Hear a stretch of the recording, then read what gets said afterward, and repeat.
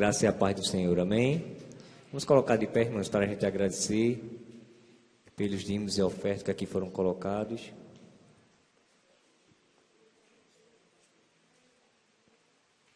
Oremos. Grandioso, eterno, maravilhoso Deus, Senhor, te rendemos graça.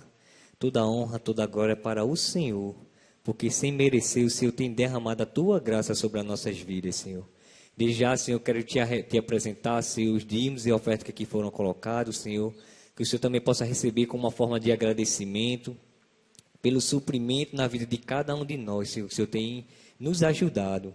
Queremos te agradecer pelo pão de cada dia, Senhor, pelo Senhor estar junto conosco nessa caminhada. Desde já, Senhor, nos ajuda a não desanimar, que a gente não venha querer desistir até que o Senhor possa voltar e nos levar, Senhor. Também nos ajuda, Senhor, na administração dessas finanças que a gente venha fazer para o engrandecimento da Tua obra, para que Tua obra possa crescer, para que Teu Evangelho possa ser alcançado nas vidas que carecem de Ti, Senhor. Que esse venha a ser o propósito principal desses dízimos e ofertas.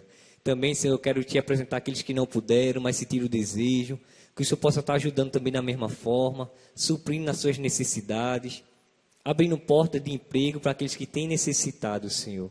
Nos ajuda, Senhor, a reconhecer e agradecer, independente do momento ao qual nós possamos passar. Também quero Te apresentar, Senhor, a vida do pastor Sérgio, que o Senhor possa usar ele conforme a Tua vontade, que a gente possa estar atento para ouvir a Tua palavra, para aprender o Evangelho, Senhor, e também para poder transmitir aquilo que foi tocado nos nossos corações.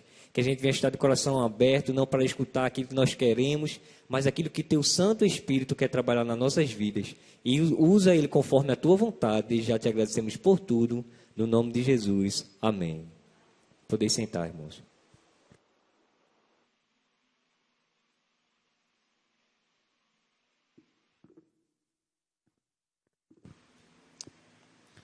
Graça e paz.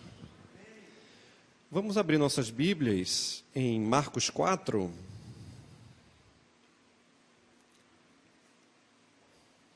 Pode ficar sentado mesmo, não tem problema não. Mas peço que os irmãos fiquem atentos à leitura bíblica. Marcos 4, versículos 35 ao 41.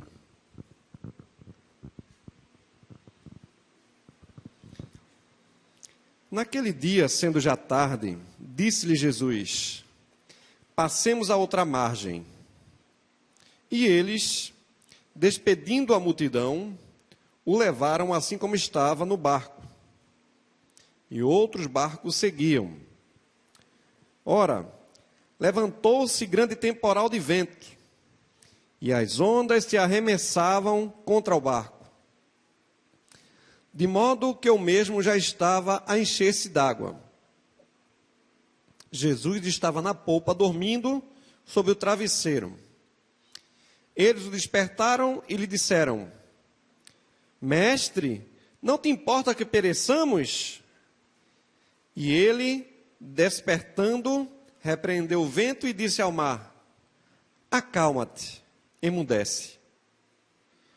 O vento se aquietou e fez-se grande bonança. Então lhe disse: por que sois assim tão tímido? Como é que não tendes fé? E eles, possuídos de grande temor, diziam uns aos outros: quem é este, que até o vento e o mar lhe obedecem? Eu queria que os irmãos lessem para mim essa partezinha final. Quem é este? Vamos lá?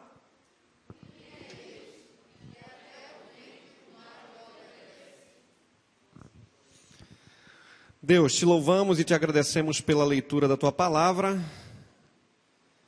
Queremos, nesse momento, que o Senhor esteja nos ajudando e falando conosco para que possamos compreender, então, o que o Senhor tem para a tua igreja nesta noite. Te agradecemos no nome de Jesus. Amém. Ao preparar essa mensagem, eu já sabia que ia pregar ela, já tem alguns dias. Mas o esboço eu finalizei hoje. E aí a semana passada estava pregando ali em Êxodo. E aí nós falávamos ali que o enredo do livro de Êxodo e do Antigo Testamento de modo geral era o povo murmurando, Moisés clamando e Deus respondendo ao povo. E Deus respondia de várias maneiras, né? Respondia dando bênção ao povo, ou pela desobediência, Deus executava ali o seu juízo. Todas as vezes que o povo fazia coisas erradas diante do Senhor Deus, o nosso Pai, Deus fazia juízo com o povo.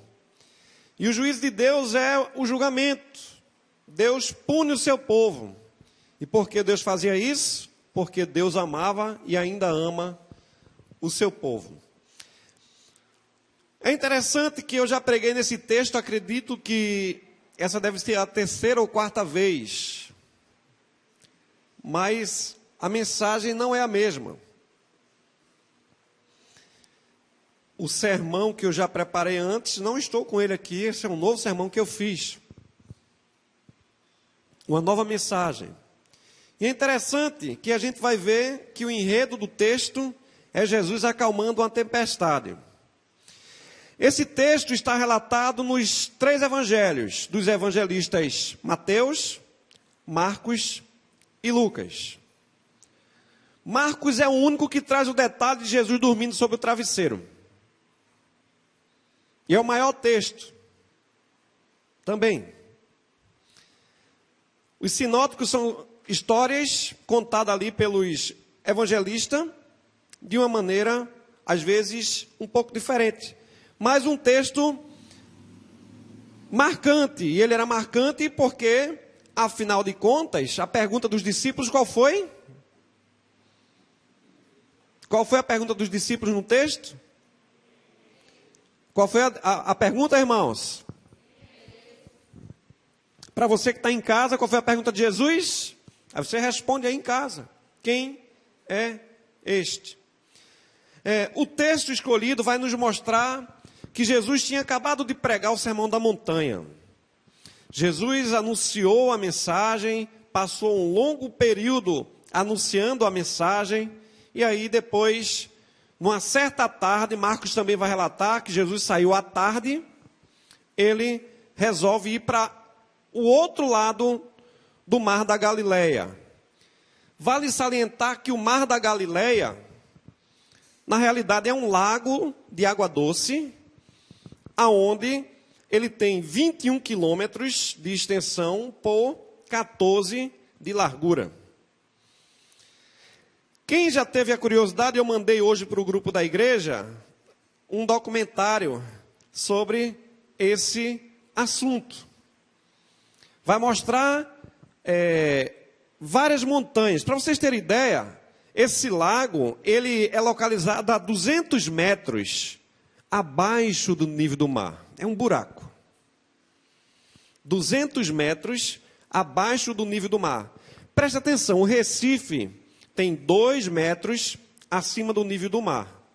Mas de aterro, que o Recife, boa parte é de mangue. Lá é 200 metros abaixo do nível do mar. E é interessante que o mar naquela região ali é, assim, do lago da Galileia do lado esquerdo, dependendo do ponto de vista. Pode ser do lado esquerdo ou do lado direito, depende do ponto de vista que você veja. Se você vier do Egito, é do lado esquerdo, tá certo? Se você vier do Líbano, é do lado direito, o mar. É por isso que eu digo que vai depender do ponto de vista. E, devido a ter muitas montanhas, é muito comum nessa região vento. No documentário, quem teve a curiosidade de ver, você vai perceber que parece um mar mesmo. Porque a água, ela tem corrente, né? Ela tem ondas. Parece a beira de uma praia. O lago da Galileia, por causa dessas correntes, e também por causa das montanhas, há uma região onde tem muitas montanhas, uma corrente de montanha muito gelada.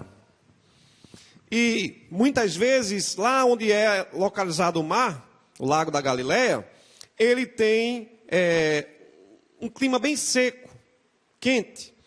E aí a corrente de ar do lago com a corrente fria provoca várias tempestades corriqueiramente durante muito tempo.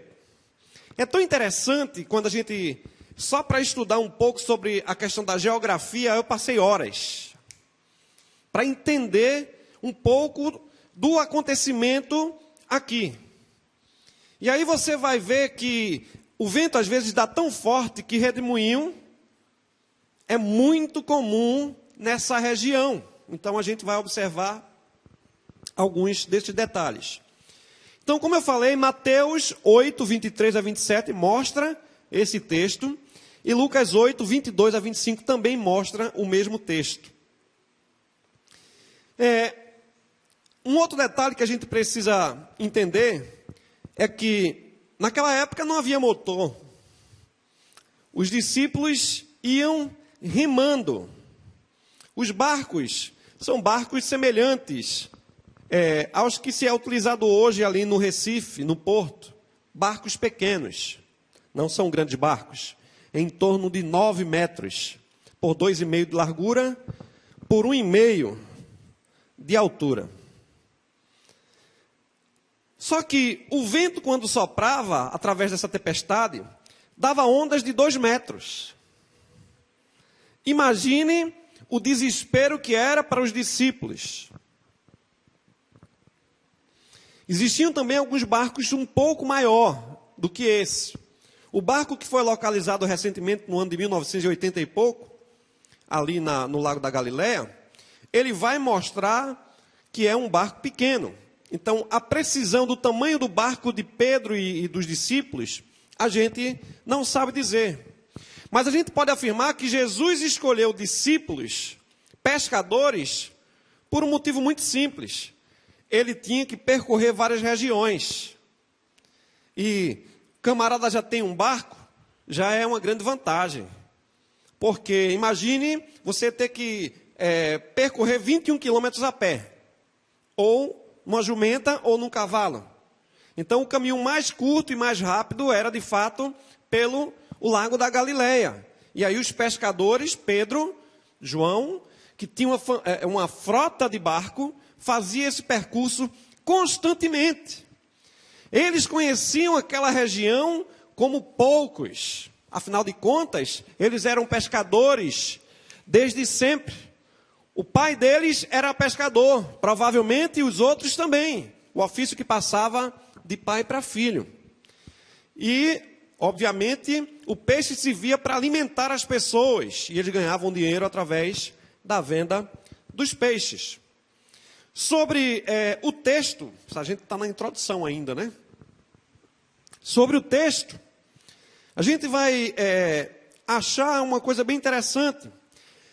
3 teorias existem no meio teológico para falar sobre Jesus dormindo. Então, existem 3 teorias na teologia para explicar o fato de Jesus estar dormindo.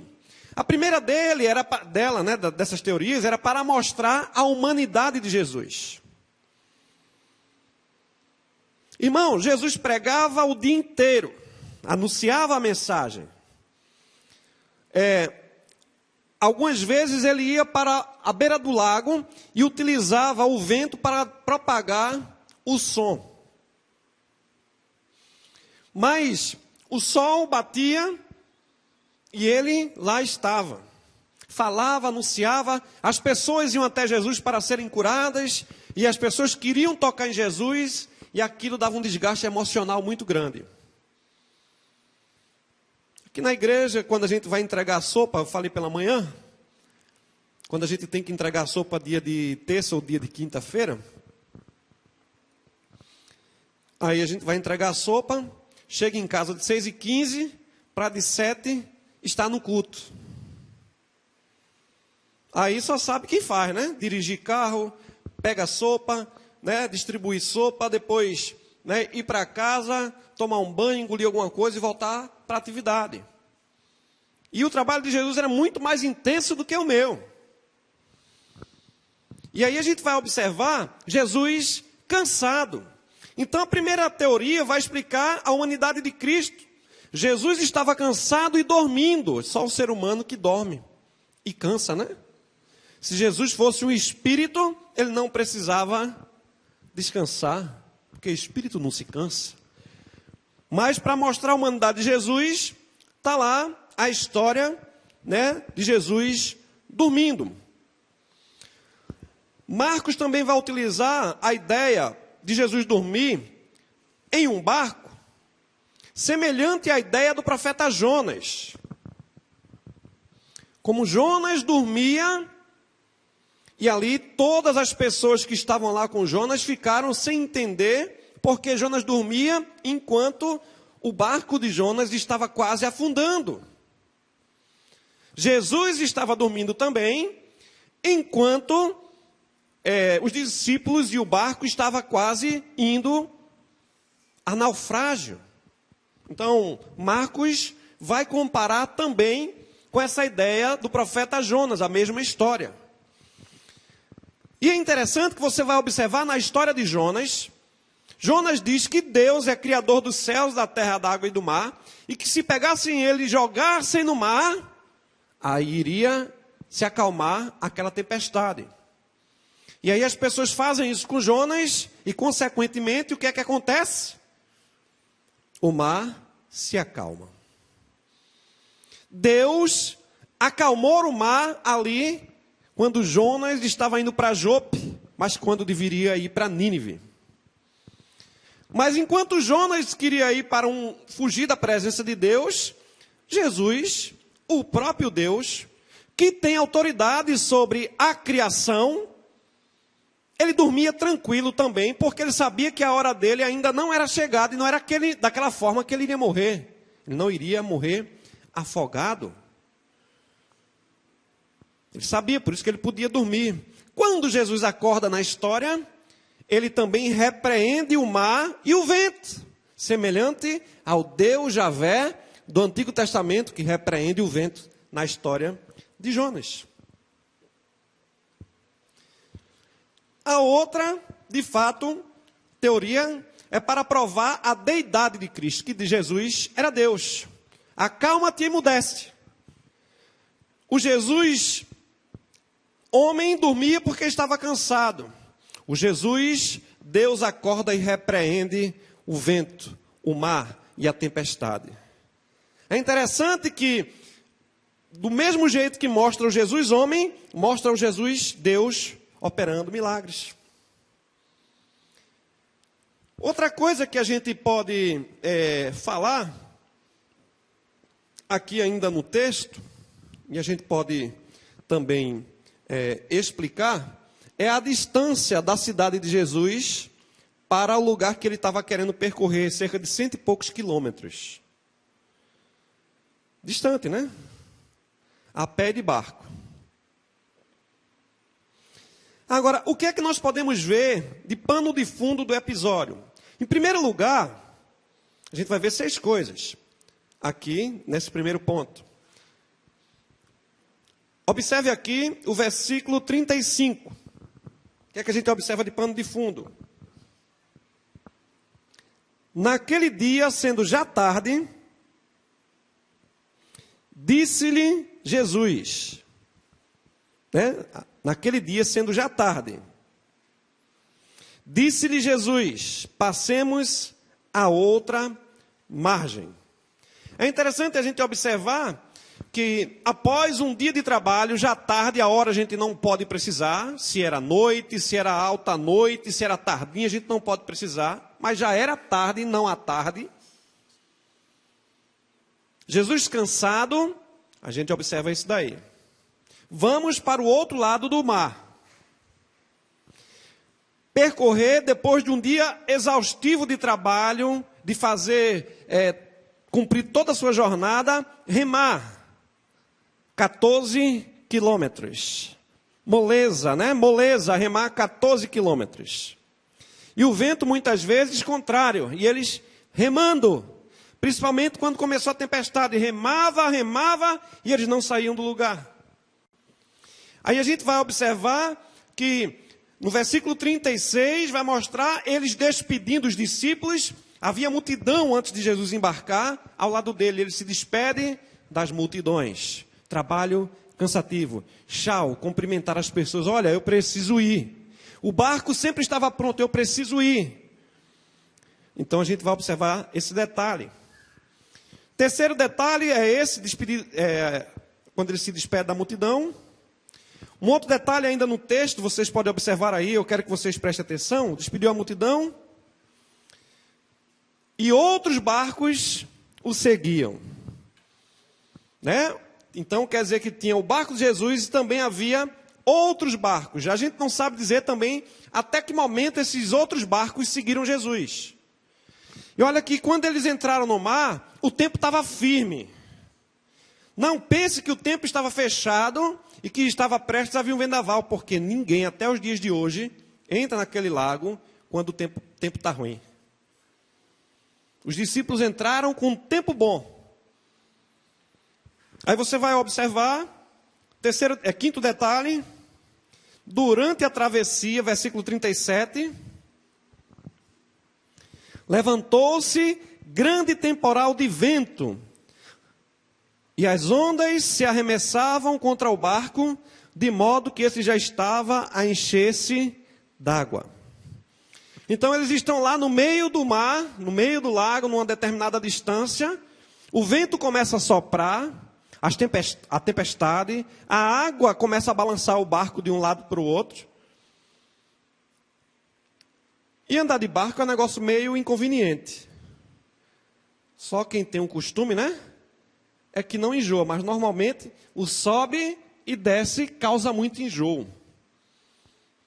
As pessoas ficam bastante enjoadas, mas uma tempestade, eu nunca tive a experiência de ir para alto mar, tá? Nunca fui a alto mar. Quem já foi, parabéns. Mas não é um negócio fácil. Ainda mais com chuva, com vento forte e com água entrando no barco. E a gente vai observar ondas de 2 metros de altura. Barco de 1,25 m. A gente vai observar o detalhe aí, é o barco se enchendo d'água. Mas enquanto havia tempestade, enquanto os discípulos remavam, o que é que Jesus estava fazendo, irmãos? Versículo 38, nosso segundo ponto, vai mostrar o que é que Jesus estava fazendo. Estava Jesus, versículo 38, na popa, ou seja, a proa, a parte da frente, a popa, a parte de trás. Dormindo. Marcos vai dizer sobre o travesseiro. A gente não pode, não sei dizer que tipo de travesseiro era. Talvez até feito um colchão de alguma coisa lá, estava dormindo sob. Cansado. Estava dormindo sob o travesseiro. Então, a maior tempestade, Jesus na parte de trás, os discípulos trabalhando, remando, o vento batendo, e Jesus dormindo. Deitado, dormindo. Qual é a atitude dos discípulos? Versículo 38. Diante dessa cena, qual a atitude dos discípulos? Jesus estava na popa dormindo sobre o travesseiro, e eles o quê? O despertaram. E disseram, será que eles disseram assim? Mestre, ô mestre, o senhor não está vendo não, mestre? Está entrando água no barco, mestre. A tempestade está aí, o senhor dormindo, mestre. Não te importa que a gente vá morrer? Eu não acredito que tenha sido desse jeito. Mestre, mestre! Tu não se importa não, você não se incomoda não? Até quando o senhor vai ficar dormindo aí? A gente vai morrer! Acorda! É interessante que a gente vai observar exatamente isso. Não te importas? Nós vamos morrer. Mas veja aí ainda o versículo 41, a outra atitude dos discípulos. Eles, possuídos de grande temor. É um outro episódio que ocorre. Eles tinham temor. Desespero, irmãos. Por 2 motivos. Ou talvez 3. Né? O primeiro deles, por causa da tempestade. A água entrando no barco. Segundo, e o terceiro, Jesus mandando o mar e o vento se acalmar. Interessante a gente ver. E aí talvez você veja tudo isso. Ah, pastor, mas isso daí é muito óbvio. Tudo isso aí é muito óbvio. Eles, tomados de grande medo, depois do que Jesus fez, faz a pergunta: quem é este? Versículo 41, quem é este que até o vento e o mar lhe obedece? Marcos descreve quem é este. Marcos descreve quem é este. Muitas vezes em nossa vida, em nossas vidas, passamos por tempestades.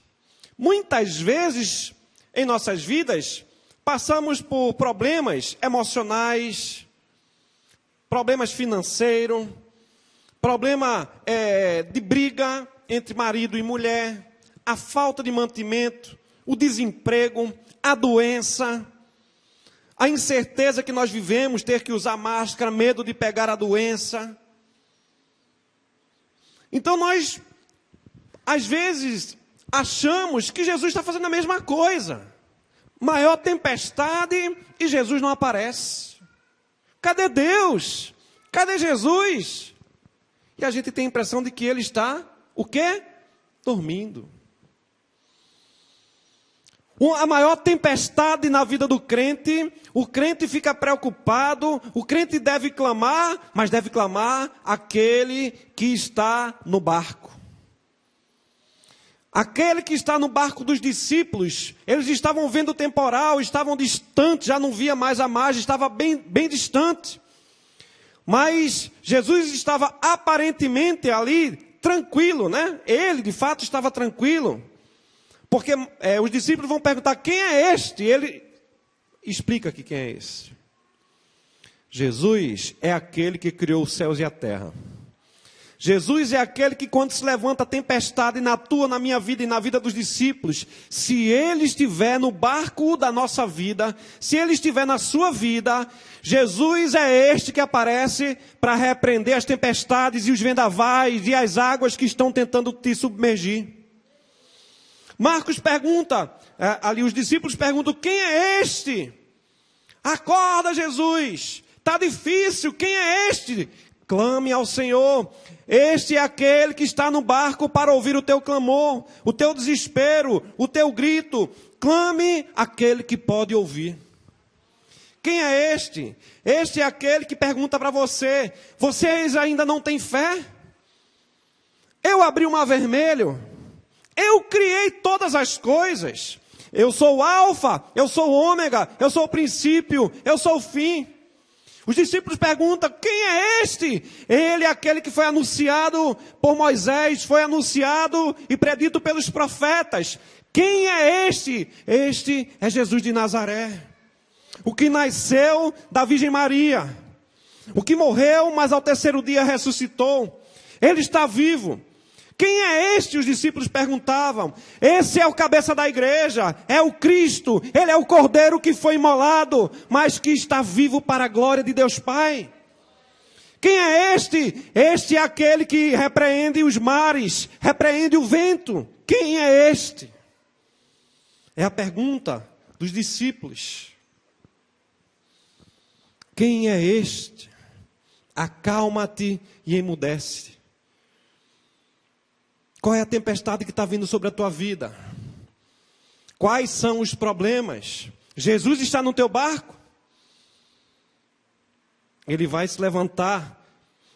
Quem é este? Os discípulos perguntavam. Este é aquele que Jó, depois que passou por todos os problemas, todas as dificuldades na vida, perdeu os filhos, perdeu os bens. Os amigos eram mais amigos da onça do que amigo de Jó. A esposa de Jó parecia que era mais amiga da onça do que amiga de Jó. Este é aquele que disse, que Jó disse: eu sei que meu Redentor vive e por fim se levantará. Quem é este? É o que os discípulos perguntam. Este é aquele que fez o mudo falar. Este é aquele que abriu os olhos de Bartimeu, abriu os olhos do cego. Esse é aquele que cura, curou e sempre vai curar. Este é Jesus, que está aqui nessa noite, diante de nós, diante das dificuldades. Este é Jesus, o filho de José, o filho de Deus. Este é aquele que andou por sobre o mar, venceu ali a lei da gravidade, porque ele criou todas as coisas. Quem é este? Perguntam os discípulos. Quem é este que até o vento e o mar lhe obedece? Esse é aquele que está relatado lá no livro de Colossenses. Tudo foi criado por meio dele, para ele, sem ele nada do que foi feito se fez. Quem é este? Este é o que tem a chave da igreja. Este é aquele que liga e ninguém pode desligar. Quem é este? Os discípulos perguntam. Normalmente, este é aquele que nos dará paz. Este é aquele que em meio à tempestade nos dá a paz. Quem é este? É o que se pergunta até os dias de hoje. É aquele que vem no teu socorro. Jesus de Nazaré nunca te abandonou. Quem é este? Esse é aquele que ressuscitou Lázaro, o filho da viúva de Naim, a menina de Jairo. Quem é este? Este é aquele que vem buscar a igreja. Quem é este? Este é o Cordeiro de Deus, que tira o pecado do mundo. Quem é este? Este é o noivo. Quem é este? Este é Jesus, o Filho de Deus, o único Deus verdadeiro. Quem é este? Este é aquele que enviou o Consolador para ficar com a sua igreja e convencer o homem do pecado, da justiça e do juízo. Quem é este? Este é Jesus, o homem que marcou o tempo em antes e depois dele. Quem é este?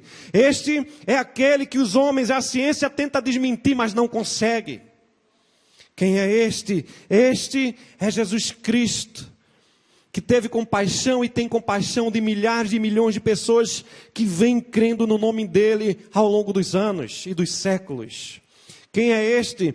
Este é aquele preservador da igreja.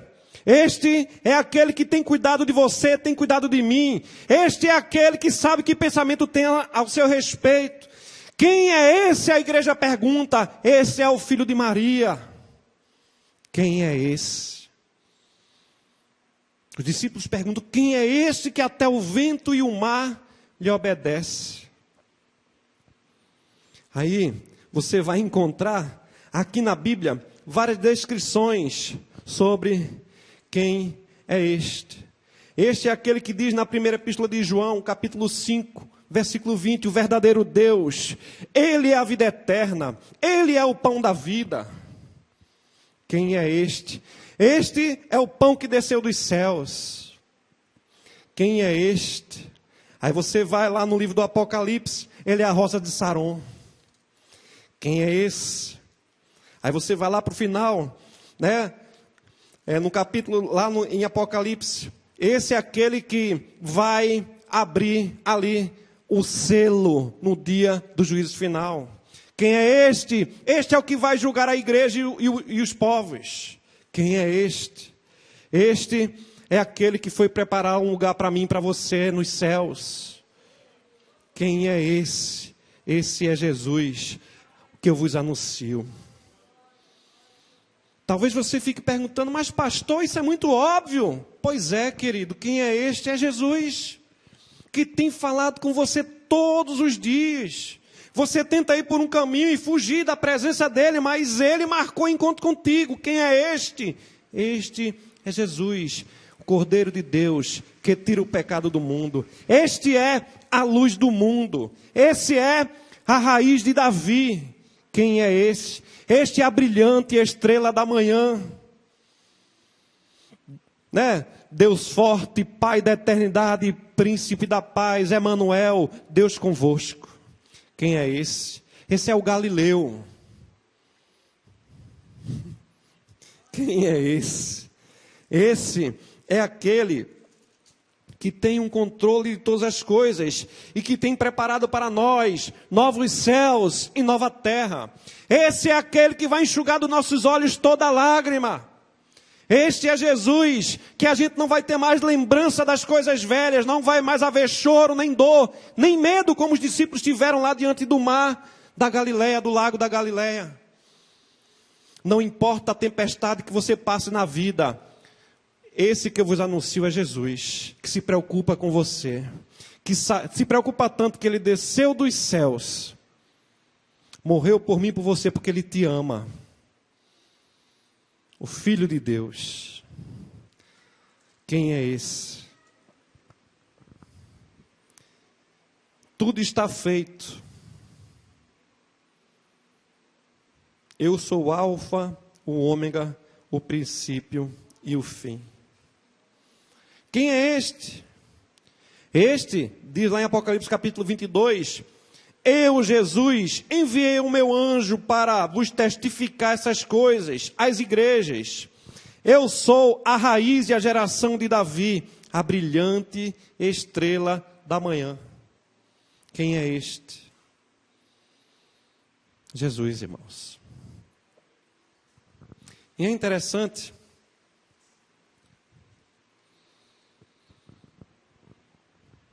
que a gente vai olhar, vai ver uma situação muito complicada, um lago muito grande, os irmãos, os discípulos remando, Jesus dormindo, mas ele estava no barco. Não importa a tempestade que você passa, Jesus precisa estar no barco da tua vida. Esse é Jesus que entrou na minha vida no ano de 1995, me deu uma família. Esse é Jesus que me deu casa, que me deu carro, que me deu essa igreja para estar aqui com vocês até o dia que o Senhor permitir. Quem é esse? Talvez você mesmo possa responder, quem é esse na sua vida? Talvez o seu pai, a sua mãe se esqueça de você, mas esse se lembrou, que adotou. Talvez o teu pai não tenha te dado afeto. O nosso Deus, através de Jesus, deu a própria vida em favor de nós, cada um de nós. Quem é este? Você poderia responder quem é esse para você? Pense um pouquinho aí, quem é esse na tua vida? Esse é aquele que tirou você da lama, do pecado. Esse é aquele que tirou você do álcool. Esse é aquele que restaurou a tua vida. Quem é este? Esse é aquele que restaurou o teu casamento. Quem é este na tua vida? Ele é aquele que te salvou, tem te salvado. Muitas tempestades vão se levantar na tua vida, muitos problemas vão vir, mas Jesus está contigo. E ele disse, eu estou convosco todos os dias até o fim dos tempos. Então talvez você pergunte, quem é esse? Você acha que você é o fraco? Jesus está com você. Jesus está com você, igreja. Jesus te ama. E Ele entrou no barco da tua vida para que no momento dele, no tempo dele, Ele diga, toda a tempestade se acabe agora. Todo vendaval cesse agora. Este é Jesus. Que o Senhor nos abençoe e nos guarde.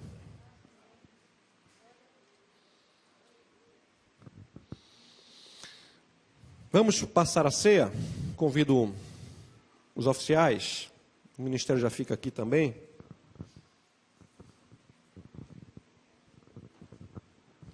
Glória a Deus. Jesus, Tu és lindo, Tu és bom, Tu és fiel, Tu és tremendo. Nós só temos a Te agradecer, porque os discípulos perguntaram, quem é este? Este é aquele que tem o poder sobre todas as coisas, porque Ele é Criador, Ele é co-criador juntamente com o Pai. Este é aquele que veio na nossa vida, Pai. nós te agradecemos pelo teu amor, pelo teu carinho, pelo teu cuidado, pela tua provisão no meio da tua igreja. Mesmo em meio às tempestades, o Senhor está conosco. Tu és o Deus de Abraão, o Deus de Isaac, o Deus de Jacó. Glórias ao teu nome. Tu és digno de adoração, tu és digno de louvor. Nós te agradecemos. Pedimos nesse momento perdão pelos nossos pecados. E que o Senhor nos ajude a estarmos a cada dia crendo nas tuas promessas. Em nome de Jesus. Amém. Te louvamos e te agradecemos pelo pão e pelo vinho, que representa o corpo e o sangue do teu Filho. Pedimos a tua bênção sobre nós. Pedimos que o Senhor nos dê uma semana de bênção, de paz, nos livre do mal. Que o Senhor possa nos dispersar na tua paz, ser com cada um dos irmãos que aqui estão, daqueles que estão em casa. Dá uma semana de bênção, de paz, nos protege de todo mal, nos livra, abre portas de emprego, provisão para cada um de nós. O Senhor, que é o Javé Jirê. Ó Deus, abençoa a tua igreja parada na face da terra, e que o Senhor nos leve para casa na tua proteção, com perdão dos nossos pecados, no nome de Jesus. Que a graça e a paz do nosso Senhor e Salvador Jesus Cristo, o amor de Deus nosso Pai, a comunhão do Espírito Santo repouse sobre nós e sobre todo o povo de Deus espalhado na face da terra, desde agora e para sempre. Amém. Amém. Quinta-feira temos assembleia para os membros, tá? Não vai ter estudo bíblico, assembleia. O que é isso? Oi? Que bom. Vamos orar por ele, né? Vamos orar por ele. Alguém pode vir com ele aqui? Quer voltar para Jesus, é isso? Que bom. Ele quer entrar no barco, né? Então, está convidando. Que bom, né? Mesmo, né? É assim, né? Deus abençoe. Como é teu nome? É Anderson, né? Anderson e a filha dele. Nós vamos orar por Anderson e pela filha, né? Que está se reconciliando com Deus, está voltando para o Senhor Jesus, né? Nessa noite, ele resolveu convidar, né, Jesus para estar no barco da vida dele. E que ele esteja, Anderson, em nome de Jesus, né, no nome dele mesmo, fazendo toda a tempestade na tua vida se acalmar e se emudecer. Deus abençoe a vida de Anderson, da sua filha. Vai libertando de todos os pecados, vai ajudando ele a continuar caminhando. Nos ajuda, Senhor, a ajudá-lo. Nós queremos também que Jesus esteja no barco e que o Senhor, nós sabemos que o Senhor está no mesmo barco que nós estamos, onde Anderson também está, em nossas vidas. Abençoe a vida dele, da sua família, sua filha e toda a tua parentela, Deus. Que o Senhor possa perdoá-lo totalmente. Que ele possa, ó Deus, te servir e seguir a cada dia. Abençoe a sua vida, livra do todo mal e o restaura no nome de Jesus. Amém. Amém. Então a gente vai anotar o teu nome, tá, Anderson, para a gente fazer uma visita.